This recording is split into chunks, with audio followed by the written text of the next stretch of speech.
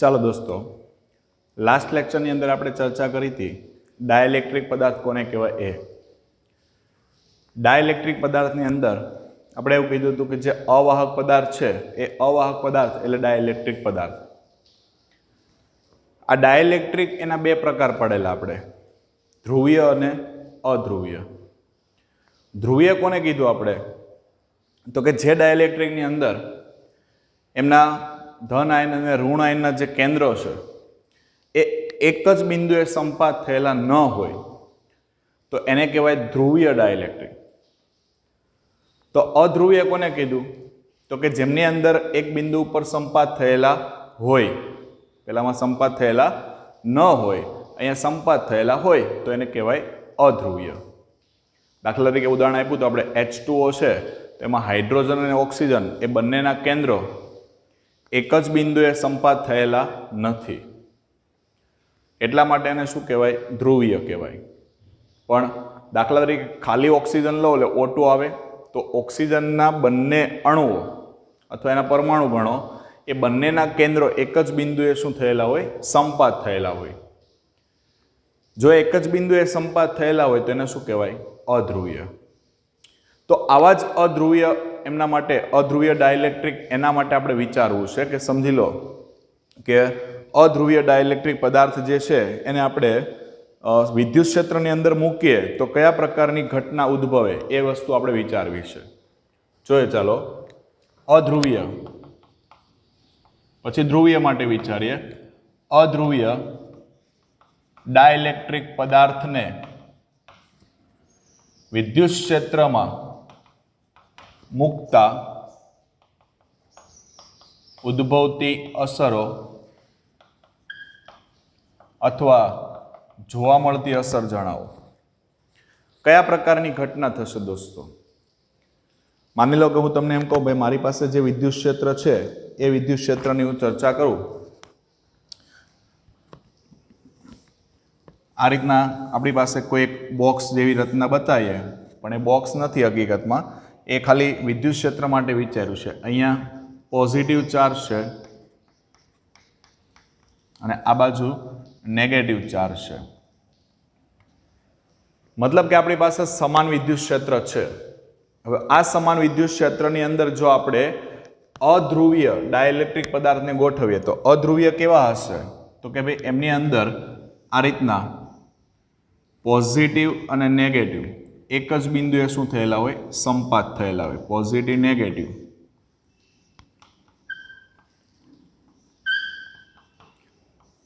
ચાલો, સમગ્ર ભાગની અંદર આ રીતના પોઝિટિવ નેગેટિવ એક જ બિંદુએ શું થયેલા હોય છે? સંપાત થયેલા હોય. પણ કન્ડિશન તમે સમજજો કે શરૂઆતની પરિસ્થિતિમાં આપણે આ વિદ્યુત ક્ષેત્ર નથી આપેલું, આ ત્યારની રચના છે. બરાબર, માની લો વિદ્યુત ક્ષેત્ર ગેરહાજર છે ત્યારની આ રચના છે. પણ જો હવે વિદ્યુત ક્ષેત્ર આપણે એને લાગુ પાડીએ, વિદ્યુત ક્ષેત્ર આપણે એને શું કરીએ? લાગુ પાડીએ તો કયા પ્રકારની રચના થશે એ રચનાને ફરી પાછું તમે જુઓ.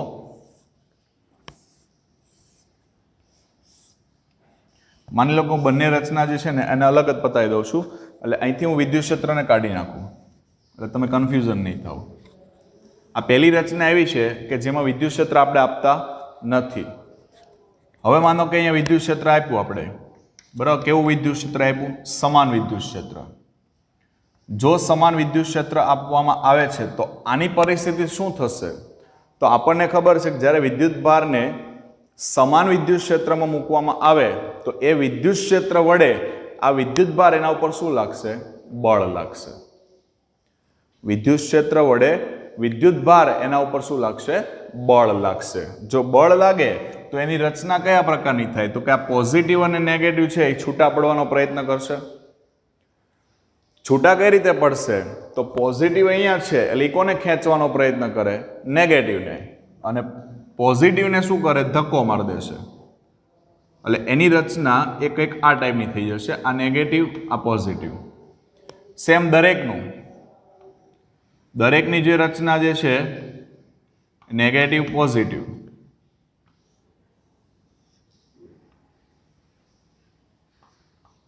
બરાબર, આ ટાઈપની આખી ઘટના થઈ ગઈ.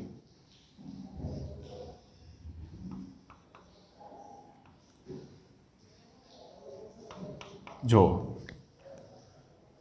બરાબર, હજી બી તમે બતાવી શકો. ટૂંકમાં તમને એટલો ખ્યાલ આવ્યો કે જ્યારે અધ્રુવીય ડાયલેક્ટ્રિક પદાર્થ છે એને આપણે સમાન વિદ્યુત ક્ષેત્રમાં મૂકીએ છીએ તો વિદ્યુત ક્ષેત્રના કારણે એના ઉપર શું લાગે છે? બળ લાગશે. વિદ્યુત ક્ષેત્રના કારણે બળ લાગે છે. બળ લાગવાના કારણે એ શું કરે છે તો કે ધન અને ઋણ વીજભાર જે એક જ બિંદુએ સંપાત થયેલા હતા એને છૂટા પાડવા માટેનો એ પ્રયત્ન કરશે, જેથી કરીને પોઝિટિવ અને નેગેટિવ એકબીજાથી દૂર ભાગે. પોઝિટિવ અને નેગેટિવ એકબીજાથી શું થાય? દૂર ખસે. અને દૂર ખસવાની આ જે ઘટના છે ને એને આપણે એમ કહી શકીએ ધ્રુવીભવન થવું. શું થવું? ધ્રુવીભવન થવું. એના જે આયનો છે એ એક જ બિંદુ પર હતા, એ શું થયા? છૂટા પડ્યા. એટલે આ ઘટનાને શું નામ આપ્યું આપણે? ધ્રુવીભવન થવું એમ કહી શકીએ આપણે. હવે આમની અંદર એક બીજો એક શબ્દ છે જેમનું નામ છે રેખીય સમદિગ્ધર્મી. રેખીય સમદિગ્ધર્મી. તો રેખીય સમદિગ્ધર્મી કોને કહી શકીએ આપણે? તો રેખીય સમદિગ્ધર્મી એટલે કહી શકાય કે ભાઈ અધ્રુવીય જે ડાયલેક્ટ્રિક ધરાવતો પદાર્થ છે એને સમાન વિદ્યુત ક્ષેત્રમાં જ્યારે મૂકવામાં આવે, સમાન વિદ્યુત ક્ષેત્રમાં જ્યારે મૂકવામાં આવે ત્યારે તેનું શું થાય છે? ધ્રુવીભવન થાય. ધ્રુવીભવન થવાથી જે ડાયપોલ ચાક માત્રા તૈયાર થાય, જો પોઝિટિવ નેગેટિવ, પોઝિટિવ નેગેટિવ શું બનાવે? ડાયપોલની રચના બનાવે. આ ડાયપોલની ચાક માત્રા જે છે એ વિદ્યુત ક્ષેત્રની દિશામાં હોય તથા તેની તીવ્રતા એક ક્ષેત્રને સમાંતર હોય અથવા તો ક્ષેત્રના સમપ્રમાણમાં હોય. તો એવી જે રચના છે અથવા એવી જે ઘટના છે એને શું કહેવાય? રેખીય સમદિગ્ધર્મી કહેવાય. એટલે અહીં જે ઉદ્ભવતી ડાયપોલ મોમેન્ટની જે ચાક માત્રા ગણી આપણે, ડાયપોલ ચાક માત્રા, એ જે ચાક માત્રા છે એની દિશા એ કોને સમાંતર હોય? ક્ષેત્રને સમાંતર. તો ડાયપોલની દિશા કઈ તરફ હોય? નેગેટિવ થી પોઝિટિવ તરફ. એટલે આનું ડાયરેક્શન આ બાજુ છે, ક્ષેત્ર પણ આ તરફ જ છે. તો લખી શકાય કે ભાઈ અધ્રુવીય ડાયઇલેક્ટ્રિક પદાર્થને સમાન વિદ્યુત ક્ષેત્રમાં મૂકતા, સમાન વિદ્યુત ક્ષેત્રમાં મૂકતા ઉદ્ભવતી ડાયપોલ ચાક માત્રા એ ક્ષેત્રની દિશામાં હોય તથા એની જે તીવ્રતા છે, તેની તીવ્રતા એ ક્ષેત્રને કેવી હોય? સમપ્રમાણમાં હોય તો તેને શું કહેવાય? રેખીય સમદિગ્ધર્મી.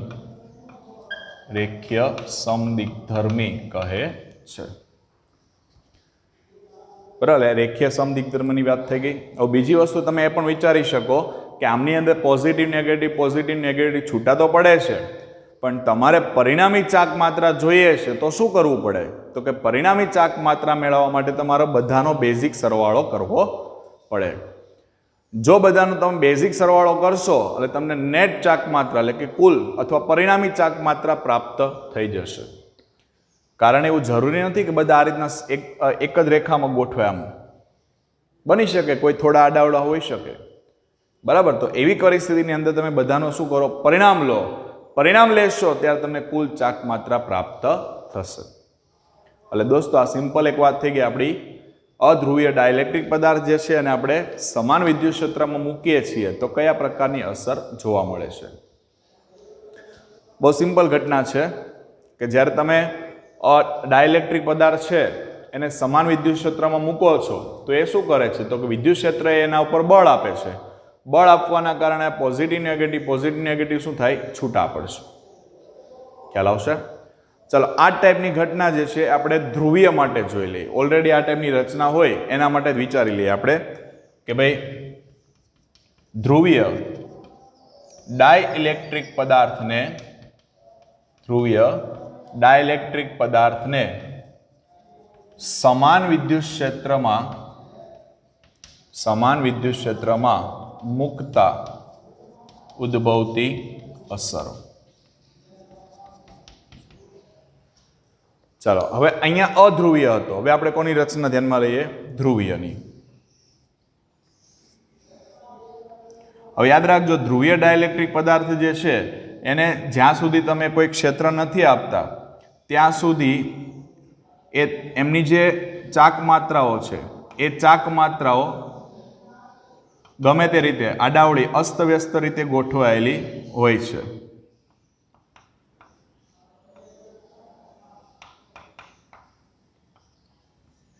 બરાબર, માની લો કે આ ટાઈપની ગમે તેવી કન્ડિશન છે, પણ હવે પરિસ્થિતિ શું થશે તો કે જેવું તમે આને સમાન વિદ્યુત ક્ષેત્ર આપો, બરાબર, ફરી પાછી રચના બતાવીએ અને આપણે એને સમાન વિદ્યુત ક્ષેત્ર લાગુ પાડીએ.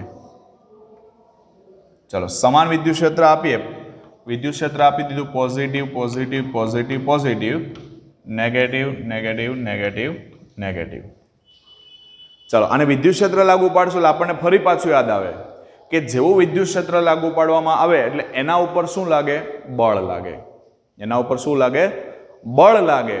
અને જે કાંઈ બળ લાગે છે, જે કાંઈ બળ લાગે છે એ બળના કારણે આ બધા શું કરશે? તો આ બધા જે અસ્તવ્યસ્ત ગોઠવાયેલા છે એ અસ્તવ્યસ્ત ડાયપોલ મોમેન્ટ એ ક્ષેત્રની દિશામાં ગોઠવવાનો પ્રયત્ન કરશે. અસ્તવ્યસ્ત ડાયપોલ મોમેન્ટ એ શું કરશે? ક્ષેત્રની દિશામાં ગોઠવવાનો પ્રયત્ન કરશે.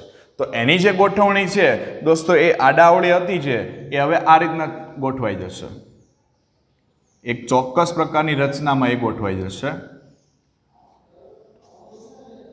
પહેલા જે પરિસ્થિતિ હતી એ પરિસ્થિતિ એવી હતી કે જે અસ્તવ્યસ્ત હતું, બરાબર છે, ગમે તે રીતે ગોઠવાયેલા હતા. પણ હવેની જે નેક્સ્ટ પરિસ્થિતિ જે થાય છે એ નેક્સ્ટ પરિસ્થિતિની અંદર એ શું કરે છે તો કે એક ચોક્કસ રીતે ગોઠવવાનો પ્રયત્ન કરશે. જોઈ લો તમે, આ રીતે એક ચોક્કસ રીતે શું થઈ ગઈ? બધી ગોઠવાઈ ગઈ. એટલે અહીં કહેવાનો મતલબ એવો થાય છે કે જે ધ્રુવીય ડાયલેક્ટ્રિક પદાર્થ છે એની મોમેન્ટ છે બધી, પણ મોમેન્ટ પહેલા કેવી હતી? બધી અસ્તવ્યસ્ત હતી. એ અસ્તવ્યસ્ત મોમેન્ટ ક્ષેત્રના કારણે એક ચોક્કસ દિશામાં ગોઠવવાનો શું કર્યો? એણે પ્રયત્ન કર્યો. આ પ્રયત્ન થાય છે એના કારણે પરિણામી મોમેન્ટ તમને મેળવવામાં ફાયદો રહેશે. પણ અહીંયા પરિસ્થિતિ શું છે કે આ જે ચોક્કસ દિશામાં ગોઠવાય છે એની પાછળ પાછી બે બાબતો જવાબદાર છે. બે પ્રકારની ઉર્જા છે, એ બે પ્રકારની ઉર્જા એના માટે જવાબદાર બનશે. આ બે પ્રકારની ઉર્જામાં એક છે સ્થિતિ ઉર્જા અને બીજું છે ઉષ્મીય ઉર્જા. બરાબર, સ્થિતિ ઉર્જા અને બીજું કોણ? ઉષ્મીય ઉર્જા. સ્થિતિ ઉર્જાનું કામ શું છે તો કે સ્થિતિ ઉર્જા જે છે એ આ બધી ડાયપોલ મોમેન્ટ એને એક ચોક્કસ દિશામાં ગોઠવી રાખવાનો પ્રયત્ન કરશે. એને ચોક્કસ દિશાની અંદર જાળવી રાખવાનો શું કરશે? એ પ્રયત્ન કરશે. એટલે સ્થિતિ ઉર્જાનું કામ શું છે કે તો ડાયપોલ મોમેન્ટ ને ક્ષેત્રની દિશામાં જાળવી રાખશે અથવા જકડી રાખશે. તો ઉષ્મીય ઉર્જાનું કામ શું થઈ ગયું? આપણને ખબર દોસ્તો, ગમે તે કામ કરશો તમે, બહારથી વાતાવરણની જે ગરમી છે ને એ તો એને મળવાની જ છે, બરાબર. બહારથી વાતાવરણની જે ગરમી છે એ તો એને પ્રાપ્ત થવાની જ છે. એટલે ઉષ્મીય ઉર્જા મળશે. તો આ ઉષ્મીય ઉર્જા શું કામ કરશે તો કે ઉષ્મીય ઉર્જા આ જે ડાયપોલ મોમેન્ટ છે કે જે ક્ષેત્રને સમાંતર થઈ છે એને પોતાની સમાંતર અથવા તો પોતાની સ્થિર અવસ્થામાંથી ચલાયમાન અવસ્થામાં લાવવાનો પ્રયત્ન કરશે. પરિસ્થિતિ સમજો. મારે આટલો ભાગ વિચારો. આ છે ને એક ક્ષેત્રને કેવું છે? સમાંતર છે. બહારથી ઉષ્મા એને મળી તો ઉષ્મીય ઉર્જાના કારણે શું કરશે? આ જે મોમેન્ટ છે ને એ આ રીતના હલનચલન કરવાનો પ્રયત્ન કરશે. હલનચલન થશે એટલે ક્ષેત્રને સમાંતર ગોઠવાશે નહીં. ખ્યાલ આવે છે? એટલે ક્ષેત્રને શું કરશે? સ્થિર અવસ્થામાં હતી ત્યારે ક્ષેત્રને સમાંતર હતી, પણ જેવું એને ઉષ્મીય ઉર્જા મળશે એ પોતાની સંતુલન અવસ્થામાંથી અસંતુલિત અવસ્થામાં એટલે કે ચલાયમાન અવસ્થામાં આવવાનો પ્રયત્ન કરે છે. એટલે ઉષ્મીય ઉર્જા શું કામ કરશે તો કે ડાયપોલ મોમેન્ટને ક્ષેત્રને સમાંતર અવસ્થા છે એમાંથી ક્યાં લાવવાનો પ્રયત્ન કરે? ચલાયમાન અવસ્થામાં લઈ જવાનો પ્રયત્ન કરે છે, જેથી કરીને બની શકે એવું કે જે ક્ષેત્રને સમાંતર ગોઠવાણી હતી એ થોડી ઘણી પોતાની ક્ષેત્ર કરતાં દિશા બદલશે. તો વધારે માત્રામાં નહીં, આ ટાઈપે પાછું નહીં થઈ જાય. થોડી ઘણી માત્રામાં શું કરશે? એ દિશાને બદલવાનો પ્રયત્ન કરશે. બહુ વધારે માત્રામાં ચેન્જ થતો નથી. ક્લિયર થાય છે? એટલે એની રચના થઈ ગઈ. એટલે હવે આમાં પણ તમે ફરી પાછું તમે જો આ બંનેના કારણે તમને પરિણામ મળવાનું છે. એટલે પરિણામી તમે અવસ્થા લેશો તો એ પરિણામી અવસ્થામાં પણ તમને કુલ ચાક માત્રા જાણવા મળે છે. ક્લિયર થાય છે?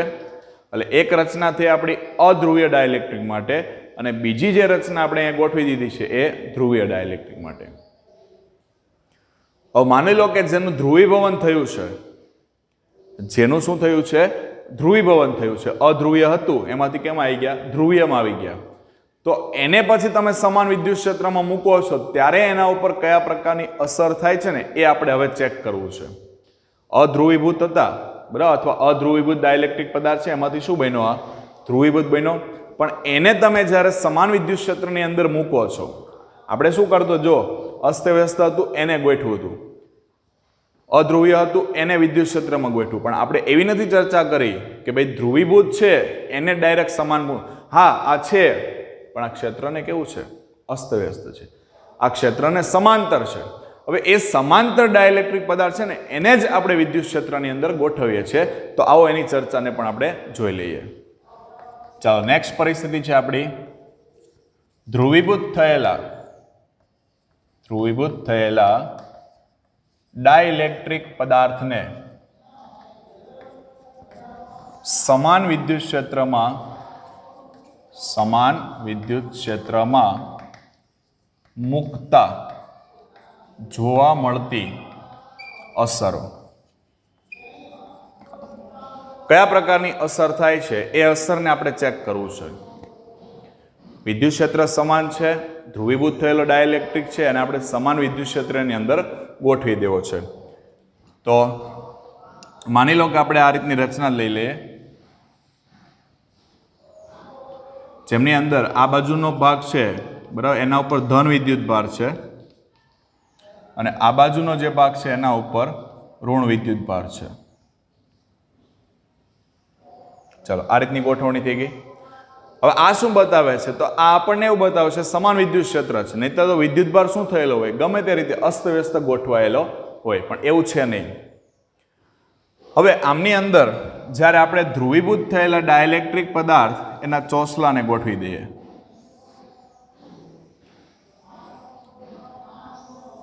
જો ધ્રુવીભૂત થયેલો ડાયલેક્ટ્રિક પદાર્થ છે એ ધ્રુવીભૂત થયેલા ડાયલેક્ટ્રિક પદાર્થ એના ચોસલાને આપણે અંદર ગોઠવીએ એટલે આપણને ખબર આ ટાઈપની રચના થઈ જશે.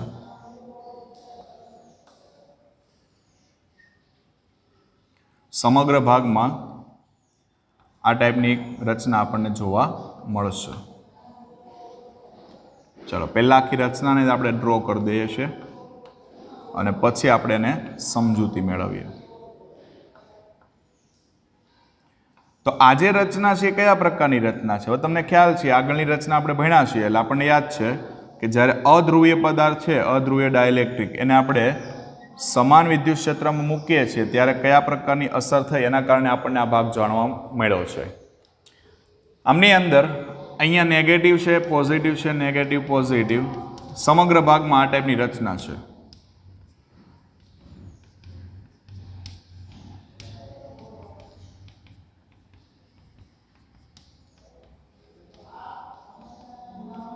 ઓકે, ચાલો. હવે પહેલી વસ્તુ એ છે કે આપણે શું કામ કર્યું છે એને સમજીએ. એના પહેલા આ જે ધ્રુવીભવન શબ્દ આપણે વાપર્યો, ધ્રુવીભૂત થવું, એનો મતલબ બીજો શબ્દ એવો પણ થાય પોલરાઇઝેશન થવું. તો પોલરાઇઝેશન કોને કહી શકાય એની વાત કરીએ તો એને આપણે એમ કહી શકીએ એકમ કદ દીઠ ઉદ્ભવતી ડાયપોલ મોમેન્ટ. એકમ કદ દીઠ ઉદ્ભવતી ડાયપોલ મોમેન્ટ. ડાયપોલ મોમેન્ટ એને શું કહેવાય? તો કે પોલરાઇઝેશન કહેવાય. બરાબર, એને શું કહી શકાય? પોલરાઇઝેશન. પોલરાઇઝેશન અથવા તો ધ્રુવીભવન. અને પોલરાઇઝેશનને દર્શાવાય P વડે, કેપિટલ P વડે. ડાયપોલ મોમેન્ટ એને દર્શાવે સ્મોલ p વડે અને છેદમાં લઈ લીધું કદ. આનો એકમ શું? Dipole moment. ડાયપોલ યાદ કરો, p બરાબર 2a ક્યુબ, તો કુલમ ઇન્ટુ મીટર હતું, છેદમાં metre cube. Coulomb into metre, છેદમાં શું આવે? Metre cube. આ જો સેન્ટીમીટર નથી, કુલમ ઇન્ટુ મીટર છે, છેદમાં મીટર ક્યુબ છે, એટલે એકમ શું થઈ ગયો તમારો? કુલમ પર મીટર સ્ક્વેર. બરાબર, કુલમ પર મીટર સ્ક્વેર. એટલે આપણને એટલું ખબર પડી કે એકમ કદ દીઠ ઉદ્ભવતી જે ડાયપોલ મોમેન્ટ છે એને શું કહેવાય? પોલરાઇઝેશન કહેવાય. હવે આપેલી પરિસ્થિતિને સમજો કે ભાઈ આકૃતિની અંદર શું દર્શાવ્યું છે? તો કે આકૃતિની અંદર પહેલા આપણે શું લીધું? સમાન વિદ્યુત ક્ષેત્ર, એની ડાયરેક્શન આ દિશામાં છે. બરાબર, આ વિદ્યુત ક્ષેત્ર E 0 કહી દઉં. આઉટનર, બાહ્ય વિદ્યુત ક્ષેત્ર, બરાબર, જે બહારથી આપણે ઓલરેડી લાગુ પાડેલું છે તે બાહ્ય વિદ્યુત ક્ષેત્ર E0 ધરાવતા વિદ્યુત ક્ષેત્રની અંદર કોઈ ધ્રુવીભૂત થયેલા ડાયલેક્ટ્રિક પદાર્થને ગોઠવવામાં આવે છે. હવે તમે જોઈ શકો, જો અહીંયા ધ્રુવીભૂત થયેલા ડાયલેક્ટ્રિક પદાર્થની અંદર અહીંયા નજીક આવતો આ પોઝિટિવ અને નેગેટિવ, હું અહીંયા સર્કલ જેવું બતાવું છું. આ પોઝિટિવ અને નેગેટિવ એ શું કરશે? તો કે એકબીજાની અસરને નાબૂદ કરશે. પોઝિટિવ નેગેટિવ શું કરશે? એકબીજાની અસરને નાબૂદ કરશે. તો એ રીતના બધા જ તમે ચેક કરો કે જેમની અંદર જ્યાં પોઝિટિવ નેગેટિવ નજીકમાં આવે છે એ બધા જ એની અસર શું કરી દેશે? નાબૂદ કરી દેશે. અહીંયા પણ નાબૂદ થઈ જશે. તો બચે કોણ? તો કે આ બાજુના છેડા ઉપર નેગેટિવ વધશે અને આ બાજુના છેડા ઉપર શું વધશે? પોઝિટિવ. ફરી પાછું સમજો, આ નજીકના અંદરના જે છે ને પોઝિટિવ નેગેટિવ એ એકબીજાની અસર શું કરે? નાબૂદ. આ પણ નાબૂદ કરશે. આ બંનેમાં નાબૂદ કરે તો આ બાજુ નેગેટિવ બચ્યો, અહીંયા પોઝિટિવ નેગેટિવ કેન્સલ, એટલે હું અહીં ડ્રો કરી દઉં, આ ભાગ કેન્સલ. સેમ રીતે આ બાજુનો ભાગ પણ કેન્સલ. તો જો બચે છે કોણ? અહીંયા નેગેટિવ ને અહીંયા કોણ બચે છે? પોઝિટિવ. આખી લાઈનમાં એ જ કામ થવાનું છે. એક છેડા ઉપર નેગેટિવ વિદ્યુતભાર જમા થશે અને એક છેડા ઉપર શું જમા થશે? પોઝિટિવ ચાર્જ જમા થઈ જશે. ખ્યાલ આવે છે? હવે આમાં તમે સૂક્ષ્મ ખંડ લો. ચલો, સૂક્ષ્મ તમે ખંડ લેશો ને, માની લો કે તમે સૂક્ષ્મ ખંડ વિચારો છો, તો એ સૂક્ષ્મ ખંડની અંદર કેટલી ચાક માત્રા હશે તો એ આના પરથી નક્કી થાય. ધારો કે મેં કોઈ સૂક્ષ્મ ખંડ લીધો, તો એ સૂક્ષ્મ ખંડ એમાં રહેલી ડાયપોલ મોમેન્ટ ચાક માત્રા, બરાબર, ડાયપોલ મોમેન્ટ ચાક માત્રા કેટલી હોય? તો P ડેલ્ટા V જેટલી હોય. સૂક્ષ્મ ખંડ ડેલ્ટા V લીધો. હવે એ જે P ડેલ્ટા V જેટલો ભાગ છે એની પાસે સૂક્ષ્મ ખંડની અંદર વિદ્યુતભાર નહીં હોય, કારણ કે એ તો અસર નાબૂદ કરે છે. પણ આ સૂક્ષ્મ ખંડ એની પાસે શું હોય? ડાયપોલ મોમેન્ટ એની ચાક માત્રા હશે. બરાબર, કારણ કે આપણને ખબર છે, જો તમે ખાલી એક ડાયપોલ લેશો, સમજો આ ડાયપોલ છે, અહીંયા પોઝિટિવ ચાર્જ, અહીંયા નેગેટિવ ચાર્જ, તો આનો પરિણામી ચાર્જ કેટલો? 0. પરિણામી ચાર્જ કેટલો? 0 છે, પણ ડાયપોલ મોમેન્ટ તો કહેવાય ને. યાદ રાખજો, એવું નથી પરિણામી ચાર્જ 0 એટલે ડાયપોલ મોમેન્ટ ના હોય. પરિણામી કુલ વિદ્યુતભાર 0 થાય, કારણ કે એક છેડા ઉપર જેટલો ધન વિદ્યુતભાર છે એટલો જ ઋણ વિદ્યુતભાર બીજા છેડા ઉપર છે, પણ એની પરિણામી ચાક માત્રા 0 કહેવાય નહીં. એટલે આ વસ્તુ અહીંયા લાગુ પાડી છે આપણે. તો અહીં આપણે એના ઉપરથી એવું કહી શકીએ કે સૂક્ષ્મ ખંડ લીધો ડેલ્ટા V જેટલો, તો એની અંદર રહેલી ડાયપોલ મોમેન્ટ કેટલી? તો કે P ડેલ્ટા V જેટલી હોય, જેની અંદર વિદ્યુતભાર નહીં હોય પણ ડાયપોલ મોમેન્ટ એની ચાક માત્રા હશે. ચાલો, છેડા ઉપર જે ધન પ્લેટ છે આ બાજુ, એ ધન પ્લેટ એની નજીકના ભાગમાં અંદરમાં કોણ જમા થયો? ઋણ વિદ્યુતભાર. એટલે ધન પ્લેટની નજીકમાં કોણ જમા થાય છે? તો કે ઋણ વિદ્યુતભાર જમા થાય છે. જ્યારે આ બાજુ ઋણ પ્લેટ છે, તો ઋણ પ્લેટની નજીકમાં છેડા ઉપર કોણ જમા થાય છે? ધન વિદ્યુતભાર જમા થાય છે. તો એનો મતલબ શું થયો દોસ્તો? એનો મતલબ એવો થયો અહીંયા પોઝિટિવ ચાર્જ છે, અહીંયા નેગેટિવ ચાર્જ છે, એટલે કંઈક આ ટાઈપની રચના હશે. જુઓ અહીંયા પોઝિટિવ, અહીંયા નેગેટિવ, એટલે બાહ્ય ક્ષેત્ર થયું. અંદરના ભાગમાં અહીંયા પોઝિટિવ છે અને અહીંયા નેગેટિવ છે, એટલે અંદરના ભાગમાં વિદ્યુત ક્ષેત્ર વિરુદ્ધ દિશામાં ઉત્પન્ન થાય છે. એ ઇન્ટરનલ, આ E0 આઉટનર. ખ્યાલ આવે છે? બાહ્ય વિદ્યુત ક્ષેત્રની વિરુદ્ધ દિશામાં અંદરના ભાગમાં એક નવું વિદ્યુત ક્ષેત્ર ઉત્પન્ન થાય છે. અને બીજી વસ્તુ યાદ રાખજો, અહીંયા જે છેડા ઉપર જમા જે વિદ્યુતભાર થાય ને એને કહેવાય રેખીય વિદ્યુતભારની ઘનતા અથવા બદ્ધ વિદ્યુતભાર અથવા પોલરાઇઝેશન વિદ્યુતભાર કહેવાય, કે જેનો પ્રેરિત થયો છે. એટલે બદ્ધ વિદ્યુતભારની ઘનતા બોલ્યા ને, બદ્ધ વિદ્યુતભારની ઘનતા, અથવા એને બીજો શબ્દ શું અપાય? પોલરાઇઝેશન વિદ્યુતભાર. પોલરાઇઝેશન વિદ્યુતભાર. તો ધન પ્લેટ એની પાસે કેટલો જમા થયો? તો કે પ્લસ સિગ્મા બી. સિગ્મા બી બદ્ધ વિદ્યુતભાર. અને ઋણ પ્લેટ, બરાબર, સોરી, ધન પ્લેટ છે એની નજીકમાં કોણ જમા થયું? નેગેટિવ. એટલે અહીંયા આપણે બંનેને છૂટા જ પાડીએ. ધન પ્લેટની નજીકમાં કોણ જમા થાય? તો કે માઇનસ સિગ્મા બી. અને ઋણ પ્લેટ છે એની નજીકમાં કોણ જમા થાય? પ્લસ સિગ્મા બી જેટલો વિદ્યુતભાર જમા થાય છે. અને જેના પરિણામે અંદરના ભાગમાં નવા વિદ્યુત ક્ષેત્રની રચના થાય. બાહ્ય વિદ્યુત ક્ષેત્ર તો છે જ ઓલરેડી, પણ અંદર શું થાય છે? એક નવું વિદ્યુત ક્ષેત્ર ઉત્પન્ન થાય છે. આ નવું વિદ્યુત ક્ષેત્ર એ બાહ્ય વિદ્યુત ક્ષેત્રની અસરને શું કરશે? ઘટાડશે. આ નવું વિદ્યુત ક્ષેત્ર એ બાહ્ય વિદ્યુત ક્ષેત્રની અસરને શું કરશે? ઘટાડશે. એટલે પરિણામી વિદ્યુત ક્ષેત્રમાં શું જોવા મળશે? ઘટાડો જોવા મળશે. એટલે આ બધી થઈ એના ઉપર જોવા મળતી અસરો. બહુ સિમ્પલ છે, તમારે ખાલી આ વ્યાખ્યા યાદ રાખવાની છે. એકમ કદ દીઠ ઉદ્ભવતી ડાયપોલ મોમેન્ટ, એને શું કહેવાય? તો કે પોલરાઇઝેશન કહેવાય. એકમ કદ દીઠ ઉદ્ભવતી ડાયપોલ મોમેન્ટ, એને શું કહેવાય? પોલરાઇઝેશન કહેવાય. એટલે પોલરાઇઝેશનનું એક સૂત્ર મળી ગયું આપણને. અને પછી આપણે સૂક્ષ્મ ખંડ એના માટે વિચાર્યું, ડેલ્ટા વી જેટલો સૂક્ષ્મ ખંડ લઈએ તો એમની અંદર રહેલી ડાયપોલ મોમેન્ટ કેટલી? તો કે capital P into delta v જેટલી. વિદ્યુતભાર નહીં હોય પણ ડાયપોલ મોમેન્ટ હશે. અને પછી આપણને ખ્યાલ આવ્યો, પોઝિટિવ પ્લેટ છે તો એની પાસે કોણ જમા થયો? Negative charge. નેગેટિવ પ્લેટ પાસે કોણ જમા થયો? Positive charge.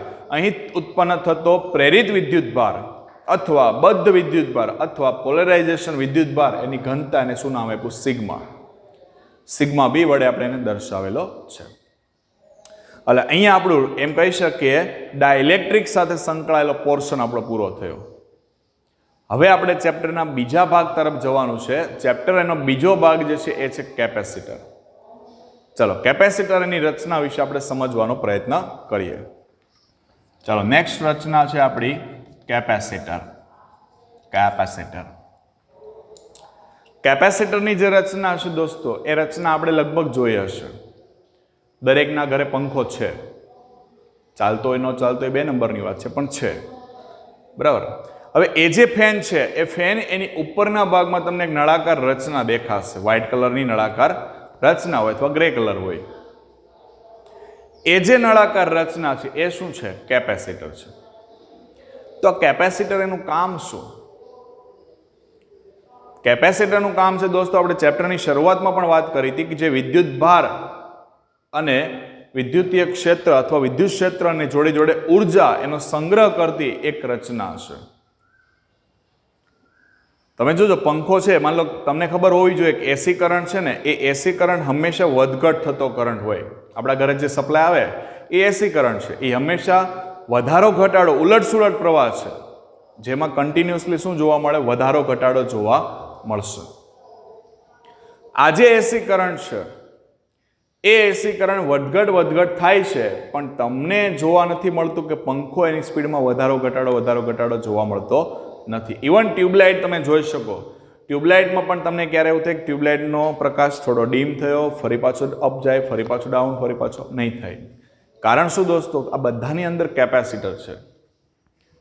બધી રચનામાં કેપેસિટર છે, અને કેપેસિટરનું કામ શું છે કે અમુક ટકા ઉર્જાનો શું કરશે? એ સંગ્રહ કરી લેશે. જ્યારે ઉર્જાનો સંગ્રહ કરે, જેવી ઉર્જાની જરૂરિયાત રિક્વાયરમેન્ટ ઊભી થાય એ તરત જ એને શું કરી દેશે? સપ્લાય કરી દેશે, જેથી કરીને પંખાની સ્પીડમાં પણ વધારો ઘટાડો નહીં જોવા મળે, ટ્યુબલાઇટનો પ્રકાશ જે છે એમાં પણ તમને વધારો ઘટાડો જોવા મળતો નથી. ખ્યાલ આવે છે? એટલે આ જે સેકન્ડ પોઈન્ટ છે આપણો કેપેસિટરનો છે, કેપેસિટર એને આપણે સમજીએ તો એવું કહી શકાય દરેક કેપેસિટરની અંદર તમે જો બે છેડા હોય, બે છેડા હોય એનો મતલબ એવો થયો એની પાસે બે પ્લેટ છે. તો કેપેસિટર એટલે શું? તો કે બે અલગ કરેલા સુવાહકથી બનતી રચના. કેપેસિટર એટલે શું? તો કે બે અલગ કરેલા સુવાહકોથી બનતી રચનાને કેપેસિટર કહે છે.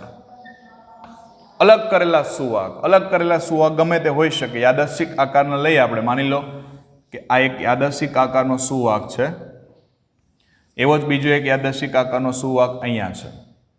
હવે આ પ્રથમ સુવાહક જે છે એના ઉપર પોઝિટિવ ચાર્જ છે અને આના ઉપર જે મૂક્યો છે આપણે નેગેટિવ ચાર્જ છે. બે સુવાહકો અલગ કરેલા તમને ખબર જ છે, પહેલું ચેપ્ટર શીખા છો કે જેના ઉપર બાહ્ય પરિબળોની કોઈ અસર થાય નહીં. એવું આ અલગ કરેલું કેપેસિટર, બે સુવાહક છે એની રચના દ્વારા જે તૈયાર થાય એને કહેવાય કેપેસિટર. હવે તમે જોઈ શકો કેપેસિટર જે છે આ બંને પ્લેટો અલગ છે. હકીકતમાં પ્લેટ કેવી હશે? તો એની પ્લેટ જે છે ને એ આ ટાઈપની કંઈક હશે, આ રીતે, બરાબર, બાજુમાં ગોઠવેલી, પણ આ ટાઈપની રચના હોય.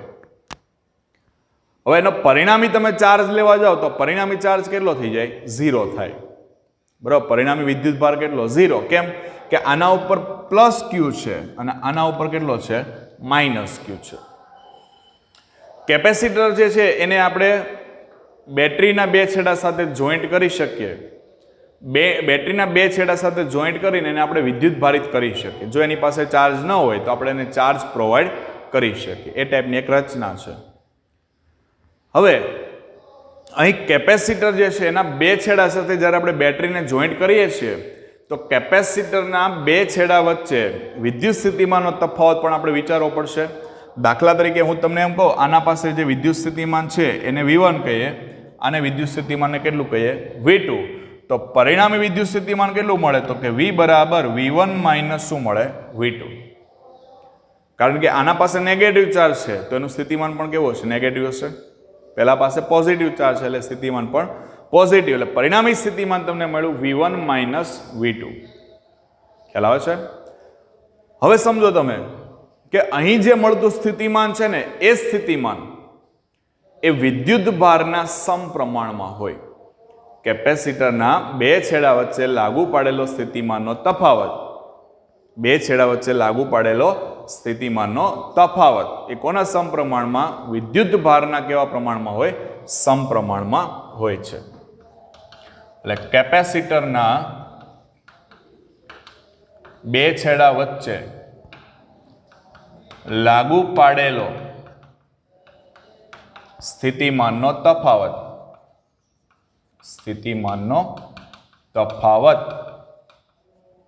એ વિદ્યુત ભારના કેવા પ્રમાણમાં? તો કે વિદ્યુત ભારના સમપ્રમાણમાં હોય છે. અથવા તમે એમ પણ કહી શકો, જો એક પ્લેટ ઉપર ચાર્જ હોય, સમજો કે અહીંયા પોઝિટિવ છે ને અહીંયા નેગેટિવ છે, એક પ્લેટ પરથી ચાર્જને બીજી પ્લેટ ઉપર લઈ જવા માટે ક્ષેત્રની વિરુદ્ધ દિશામાં આપણે કાર્ય કરવું પડશે. ઋણ વિદ્યુતભાર છે ત્યાંથી ગતિ કરીને ક્યાં જાય? ધન વિદ્યુતભાર તરફ જાય. ક્ષેત્ર પોઝિટિવ થી નેગેટિવ છે, આપણે વિરુદ્ધ દિશામાં શું કર્યું? કાર્ય કર્યું. ધન વિદ્યુતભાર નેગેટિવ પર નહીં જાય, હંમેશા ગતિ કોણ કરે? ઇલેક્ટ્રોન. એટલે ઋણ વિદ્યુતભાર એ એક પ્લેટ પરથી ક્યાં જાય છે? બીજી પ્લેટ ઉપર જાય ત્યારે ક્ષેત્રની વિરુદ્ધ દિશામાં કાર્ય કરવું પડે. યાદ કરો, વિરુદ્ધ દિશામાં કરવું પડતું કાર્ય એટલે તે બે પ્લેટ વચ્ચે અથવા તે બે છેડા વચ્ચેનો વિદ્યુત સ્થિતિમાનનો તફાવત છે, જે આપણે શરૂઆતમાં શીખ્યા છીએ. એ જ વસ્તુ અહીંયા છે. ચાલો, વિદ્યુત ભારના સમપ્રમાણમાં એટલે Q ચલે છે V લખાય. Q ચલે છે V, ચલે છે ને કાઢી નાખીએ એટલે અચળાંક મૂકવો પડે. તો Q બરાબર CV, જ્યાં C એટલે શું? તો કે સી એટલે અચળાંક છે, પણ એને શું કહેવાય? કેપેસિટન્સ. તો સી ને હું કરતા બનાવું દોસ્તો, આ સૂત્ર યાદ રાખવાનું છે, ક્યુ બરાબર સીવી, સી બરાબર ક્યુ બાય વી. આના પરથી પણ વ્યાખ્યા આપી શકાય. વ્યાખ્યા શું લખી શકો? તો કે કેપેસિટર એની બે પ્લેટ વચ્ચે લાગુ પડેલું સ્થિતિમાન, અને બીજું કોણ છે? વિદ્યુતભાર. તેમ પણ કહી શકાય ને, કેપેસિટર એની પ્લેટ પર જમા થતો વિદ્યુતભાર અને બે પ્લેટ વચ્ચે લાગુ પડેલા સ્થિતિમાનનો ગુણોત્તર એ આપણને શું આપશે? કેપેસિટન્સ આપે છે. બહુ વ્યાખ્યા સિમ્પલ છે. કેપેસિટરની બે પ્લેટ પર જમા થતો વિદ્યુતભારનો જથ્થો અથવા વિદ્યુતભાર અને કેપેસિટર એની બે પ્લેટ વચ્ચે સ્થિતિમાનના તફાવતનો ગુણોત્તર એ શું આપે છે? કેપેસિટન્સ આપશે. હવે આજે કેપેસિટન્સ મળી ગયું છે આપણને, પણ યાદ રાખજો કેપેસિટન્સ આધાર કોના ઉપર રાખશે? આધાર કોના ઉપર રાખશે? તો ખાસ કરીને એ આધાર રાખશે પ્લેટ જે છે એ પ્લેટ એનો આકાર કયા પ્રકારનો છે, એની સાઇઝ કયા પ્રકારની છે. બરાબર, આકાર છે, કદ ગણી શકીએ, પછી બે પ્લેટ વચ્ચેનું અંતર છે, બે પ્લેટ વચ્ચેનું અંતર, એના વચ્ચે જે દ્રવ્ય હશે, માન લો કેપેસિટન્સ છે તો એની અંદર કંઈક દ્રવ્ય ભરવામાં આવશે, તો જ એક છેડા પરથી બીજા છેડા ઉપર જશે ને. એ દ્રવ્ય એના ઉપર આધાર નહીં રાખે, વિદ્યુતભાર એના જથ્થા ઉપર આધાર રાખશે નહીં, પણ આધાર રાખશે આકાર કયા પ્રકારનો છે, એનું કદ કેવડું છે, બે પ્લેટ વચ્ચેનું અંતર કેવડું છે, પછી એની નજીકમાં બીજો કેપેસિટર છે તો એની અસર કયા પ્રકારે, એના ઉપર પણ ડિપેન્ડ કરશે. પણ અંદરનું દ્રવ્ય અને વિદ્યુતભારના જથ્થા પર આધાર રાખતું નથી. અહીંયા શું કરે છે? આધાર રાખે છે. ભલે સૂત્રમાં વિદ્યુતભાર આવે છે, પણ એના જથ્થા ઉપર એ આધાર રાખશે નહીં, કારણ કે જથ્થો તો શું હોય દોસ્તો? સતત બદલાતો હોય, એટલે એના ઉપર ડિપેન્ડ રહેશે નહીં. ખ્યાલ આવે છે? આ ખાસ અગત્યની બાબત છે. ચલો આના પરથી એકમ બનાવીએ તો સી બરાબર ક્યુ બાય વી છે. ક્યુ એટલે વિદ્યુતભાર, વિદ્યુતભારનો એકમ કુલમ, વી નો એકમ વોલ્ટ, કુલમ પર વોલ્ટ, અથવા ફેરાડે, માઇકલ ફેરાડેની યાદમાં એને એફ વડે પણ દર્શાવવામાં આવે છે, કેપેસિટન્સ. પછી નાના મોટા એકમો હોય દોસ્તો, માઇક્રો ફેરાડે હોય, પછી મિલી ફેરાડે હોય, બરાબર, નેનો ફેરાડે હોય, એ બધા અલગ અલગ એના એકમો છે. અને સંજ્ઞા લઈ લઈએ, કેપેસિટર એની સંજ્ઞા તમારે ખાસ જોવાનું છે, આ રીતના દર્શાવવાની છે, જેમાં બંને પ્લેટો એકબીજાને સમાંતર હશે અને એક સરખી ઊંચાઈની રાખવાની છે, નાની મોટી રાખવાની નથી. કારણ કે નાની મોટી કરવા જશો આ રીતે, એક પ્લેટ મોટી ને એક પ્લેટ નાની, તો આ બની જશે બેટરી, એટલે આ સંજ્ઞા થઈ ગઈ ખોટી. ચલિત કેપેસિટર હોય, ચલિત કેપેસિટર હશે તો એમની અંદર આ ટાઈપની રચના છે, પણ ફરક શું છે? ઉપર આ રીતનું તીર આવશે. ચલિત હોય એટલે જેનું મૂલ્ય બદલી શકાય એવું હોય, જ્યારે આનું મૂલ્ય બદલી શકાતું ન હોય, આ ફિક્સ હોય. 2 માઇક્રોફેરાડે તો 2 જ માઇક્રોફેરાડે હોય, પછી તમે ચેન્જ નહીં કરી શકો. જ્યારે પહેલાના મૂલ્યમાં શું થાય? ચેન્જ કરી શકાય એ ટાઈપની રચના હોય. ચાલો હવે આપણે થોડીક બ્રેકડાઉનની જે ઘટના છે એને આપણે સમજવી છે. અને પહેલાં તો તમને કેપેસિટર જે છે એનો સંજ્ઞા બંને ખબર પડી ગઈ છે. આ ફિક્સ વેલ્યુનું કેપેસિટર છે અને આ ચલિત છે. ચલો આટલો ભાગ ક્લિયર થયો તમારો. પહેલાં શું કામ કરવાનું છે? બે અલગ કરેલા જે સુવાહક છે એનાથી બનતી જે રચના છે એ રચનાને શું નામ આપ્યું છે? આપણે કેપેસિટર કીધું છે. બરાબર, બંને ગમે તેવા યાદચ્છિક આકારના આપણે સુવાહક લઈ લીધા છે. એમની અંદર એક ઉપર પોઝિટિવ ચાર્જ આપ્યો છે અને બીજા ઉપર કયો ચાર્જ આપ્યો છે? નેગેટિવ ચાર્જ આપ્યો છે. હવે પોઝિટિવ ચાર્જ વાળો જે ભાગ છે એના પરનું સ્થિતિમાન લીધું આપણે V1, નેગેટિવ વાળા પરનું કેટલું લઈ લીધું? V2. તેનો જે ડિફરન્સ લીધો, મતલબમાં ટોટલ લેવા જશો પરિણામ, તો V1 માઇનસ શું મળ્યું તમને? V2. એટલે એના ઉપરથી આપણને ખબર પડી કે સ્થિતિમાન જે છે એ વિદ્યુતભારના કેવા પ્રમાણમાં? સમપ્રમાણમાં. સૂત્ર બની ગયું, ચલે છે કાઢ્યું, અચળાંક મૂકો C. બરાબર, અચળાંક મૂકો C. C ને આપણે કરતા બનાવી દીધો છે. પછી આપણે નાની નાની બાબતો ચર્ચા કરી. હવે વાત કરવી છે આપણે ડાયલેક્ટ્રિક બ્રેકડાઉન અને ડાયલેક્ટ્રિક સ્ટ્રેન્થ. ડાયલેક્ટ્રિક બ્રેકડાઉન અને ડાયલેક્ટ્રિક સ્ટ્રેન્થ એની આપણે ચર્ચા કરવી છે. સૂત્ર પરથી જ આપણે ક્લિયર કરવાનું છે. સમજો આ છે C બરાબર Q/V છે. હું તમને એમ કહું કે ભાઈ આ જે V છે સ્થિતિમાન, જો સ્થિતિમાનનો તફાવત ખૂબ મોટો હોય તો એનું કેપેસિટન્સ કેવું મળે? નાનું મળે. સ્થિતિમાનનો તફાવત કેવો હોય? ખૂબ જ મોટો હોય. અથવા આને તમે આમ પણ લખી શકો ને, આને આપણે અલગથી લખીએ આ રીતે, V બરાબર Q/C લખાય. V બરાબર Q/C. જો કેપેસિટન્સ ખૂબ જ મોટું હોય, કેપેસિટન્સ કેવું હોય? ખૂબ જ મોટું હોય તો સ્થિતિમાનનો તફાવત કેવો થાય? નાનો થાય. સ્થિતિમાનનો તફાવત નાનો થાય એનો મતલબ કે ઓછા સ્થિતિમાને પણ પ્લેટ પર આપણે વધારે માત્રામાં વિદ્યુત ભારને જમા કરાવી શકીએ. ઓછા સ્થિતિમાને પણ પ્લેટ ઉપર શું કરી શકીએ? વધારે વિદ્યુત ભારને આપણે જમા કરાવી શકીએ, એના ઉપર સંગ્રહ કરાવી શકીએ.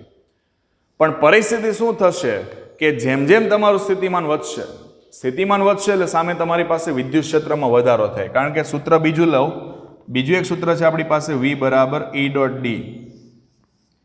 એના પરથી સ્થિતિમાન અને વિદ્યુત ક્ષેત્ર કેવા? એકબીજાને સમપ્રમાણ મળે. જેમ જેમ તમે એમ કહો સ્થિતિમાન વધશે, અથવા તમે એમ પણ વિચારી શકો કેપેસિટન્સ ઓછું, સ્થિતિમાન કેવું? વધારે. જેમ સ્થિતિમાન વધ્યું તેમ વિદ્યુત ક્ષેત્ર વધવાનું. આપણે તો અહીંયા મોટા કેપેસિટન્સ માટે વિચારીએ છીએ કે કેપેસિટન્સ મોટું હોય તો સ્થિતિમાન કેવું થાય? નાનું થાય. વાત બરાબર છે.